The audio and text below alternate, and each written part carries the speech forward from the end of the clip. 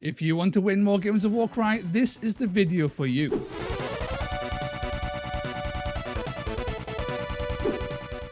Welcome to War Games Untoast, all of you lovely people. It's me, it's Toast. How are you all doing today? This week I wanted to change things up just a little bit and tackle something that's been on my mind for a little while, and that's the concept of gambits. But what is a gambit and how does that apply to Warcry? Well, the definition from the Oxford Dictionary is an act or a remark that is calculated to gain advantage, especially at the outset of a situation, or specifically in chess, an opening move which a player makes a sacrifice for the sake of a compensating advantage.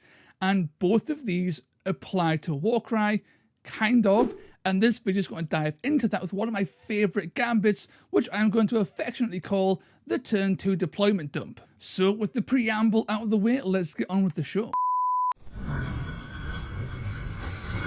Before I get into all that though, please be sure to like, subscribe and drop a comment down below, as well as potentially join my Patreon like all these wonderful people on screen now, Badoosh, as all of this helps me fight against that dastardly YouTube algorithmic demon, and by extension helps support the channel. You can also help support the channel by going to Element Games Badoosh using my affiliate link.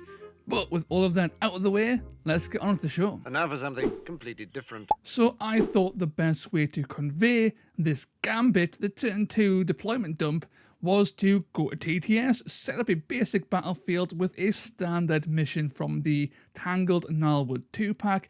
This is Brutal Encounter, I believe. So this is a standard kind of deployment. 2 deployments on the board at the start, and then 1 coming in on the sides here, and this side one being a little bit vulnerable, and this is what we're looking to exploit. So for the sake of example, I have the humble Varghulf Courtier. This is a key piece when it comes to doing the gambit, although any piece that is similar to this will absolutely do fine. What the Varghulf Courtier does, and why I've picked it as an example, is this guy has a lot of wounds, he's very durable, he is also very fast, and he's pretty decent in combat, and he's got a big base. All those things are what we are looking for, and there are all kinds of models in Warcry that fill this role.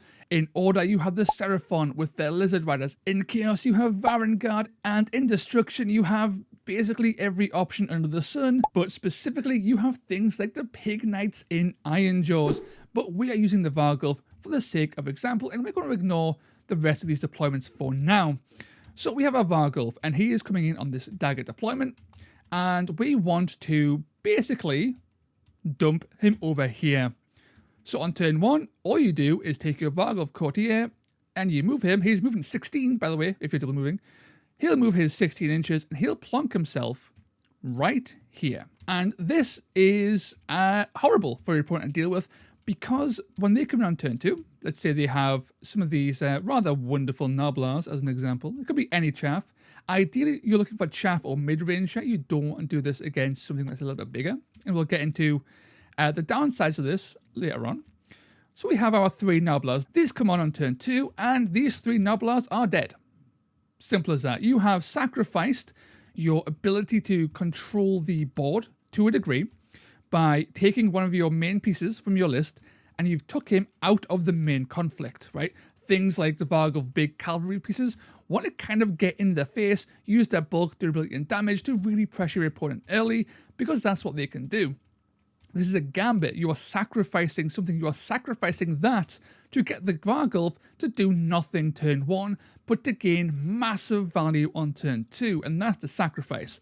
So from this position, the Varghulf will likely kill all 3 of these guys. They'll just die. But in a situation where something is a bit stronger, let's say we have a standard 10 wound toughness 4 chaff model, like a Gore, or let's say maybe the Karen Overlords and their Arcanauts, right? These guys are a bit harder to kill.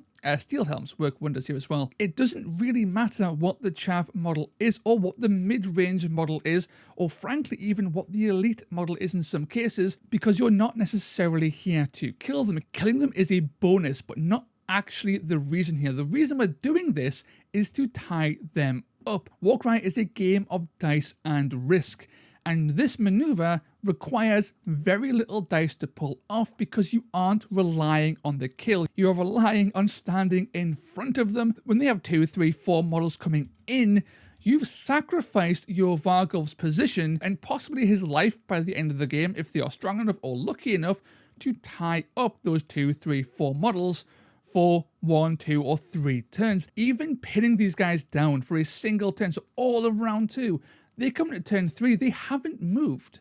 They've come in back here, they've lost a whole turn from their reinforcements, and this whole time, what are you doing? Sure, you are 1 model down, but over here your whole warband is doing work, and their reinforcements are doing work, and they are 2, 3, 4 models down, and that's really painful for your opponent to deal with.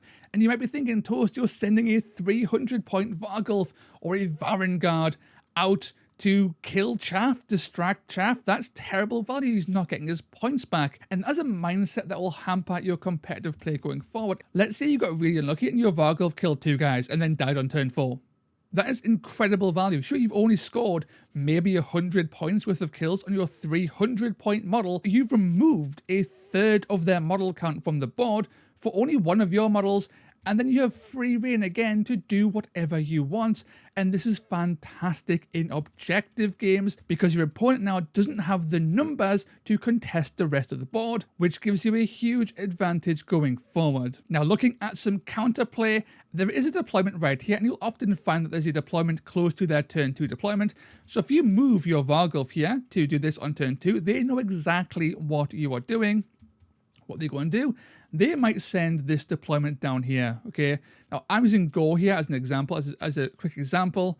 This could be something much more terrifying. This could be, let's say, a Foam Red Crusher coming down here, okay? And that is a lot more terrifying to deal with, and you don't really want that to happen.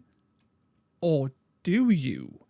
Because turn 2 comes around, this Chaff comes on, and what's the situation, okay? You've pulled an extra model, a very expensive model into you, and now that's another model not involved in the game. Your Vargulf may die 1 turn sooner, but that's kind of fine because that's just more models that are out of the way whilst you do your nefarious shenanigans over here. In the scenario where they get a little bit bold and they just send in just some Chaff or some mid-range, again goes just for set dressing here, then this is just more value, okay? In this instance, it's 5 models against 1, and you might think that this is an unlikely scenario. However, if you've watched my Road to Gold recently, I had this almost exact situation occur with a Mindstealer Sphere Ranks and a whole bunch of Marauders, and I had 5 guys on my Mindstealer, and that Mindstealer tied up those 5 guys for the whole game, and his warband was only 7 models total, which is incredible value. So far I've went over the benefits of the turn 2 deployment dump and some of the downsides, which ended up being kind of positive in some cases. Now, the biggest downside to the turn 2 dump is that your opponent can do it to you. Now, this is very important to note because I have never, ever had anyone turn 2 deployment dump me before unless I have done it to them first in that game specifically. So if I move my Vargulf on turn 1 with my first activation all the way over to here and then go, damn, I've plunked him on this turn 2 deployment, my opponent goes, that's a really cool move, that's a really mean move, I'm going to do that with you, and then they do that to you, right?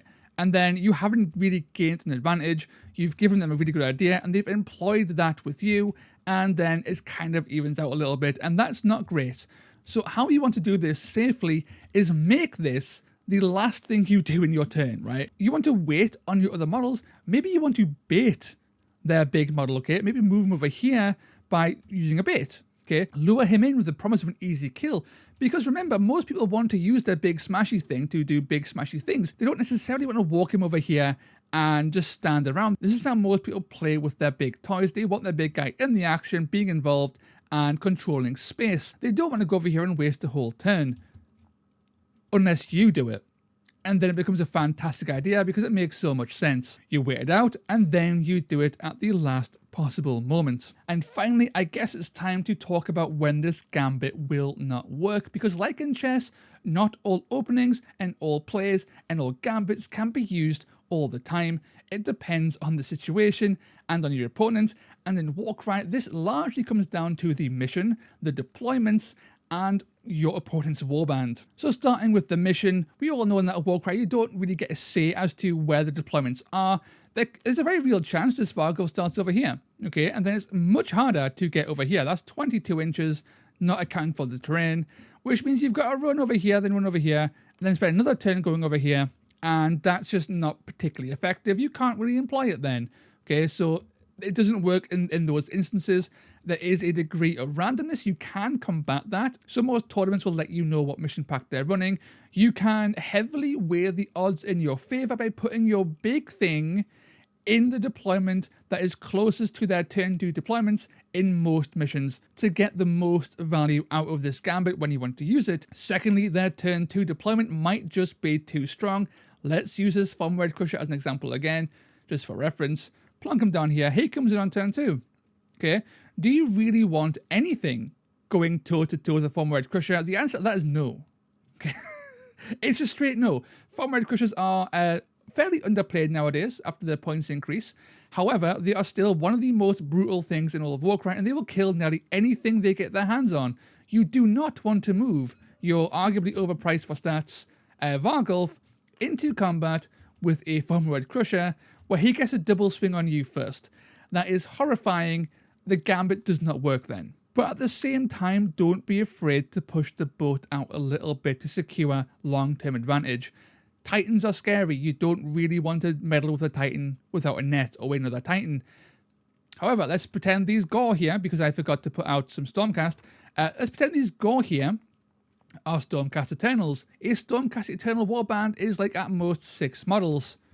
You do this, their Warband is now 4 models. Okay, Stormcast are good, but most Stormcasts can't cut through 35 wounds of Vargulf or 30 wounds of T6 Varangard.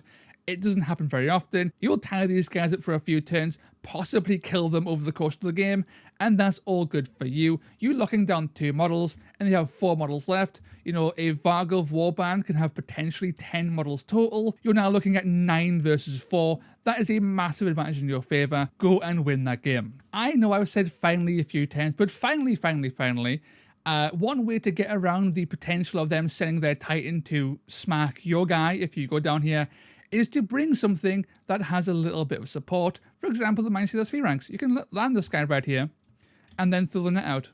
Okay, if they're a bit further away than that, let's say they're on the other side of the deployment, you can move over here, net them, then move over here. So then they can't stop you from doing this. So I'm a big fan of the Mindstealer in general. And again, in the Road to Gold series, which I have on my channel right now, on episode, I believe 7, I do this play with the Mindstealer. I net a Thoricon and then move in to tie these things up over here. And that just, again, shows the versatility of having a bit of utility on the piece that does this. It's not required. You often sacrifice other areas. For example, the Mindstealer Sphere ranks isn't that good in combat compared to other things you could potentially take, but the utility is still very, very nice. So bear that in mind. If you're struggling to find other utility-based cavalry or fast-moving anchors like the Mindstealer, there aren't that many, but there are a few. For one, you have the Centaurian Marshal. He has a net. He has, I think, more wounds. And it's just a massive base. He's very, very fun just to plonk down anywhere because his base is so ginormous. And another one would be the Bloodrack Medusa, who has a net on a triple, but she is a lot squishier, but also has 35 wounds, so it does kind of balance that out. So that's it. That is the turn 2 deployment dump, and this is a gambit I use all the time. It has fantastic success, and as long as you do it at the right times, with the right pieces, against the right warbands, it does do a lot of work. It's something you definitely want in your back pocket, and something you can definitely consider when you're building your lists and planning for events, so you can get maximum effect from your big, cool toys for as many missions as possible. But that's the end of the video. Let me know down below if you found this helpful, and until next time, lads, ladies, and everybody in between and beyond, ta-ra. Groovy. Hey all, and welcome to the post-toast credits. A massive shouts out to my algorithmic demon slayers, Andy Morris, blah blah blah, the Head Knight of Paint, Heinz D, Long Run Hobbies, Lord Phylax, Maps, Sable Saber, Steph, Steve Bean, the Houston Toad, Tough Tootin' Baby, and Velas. A huge thank you for supporting the channel, and I will catch you all next time. Ta-ra!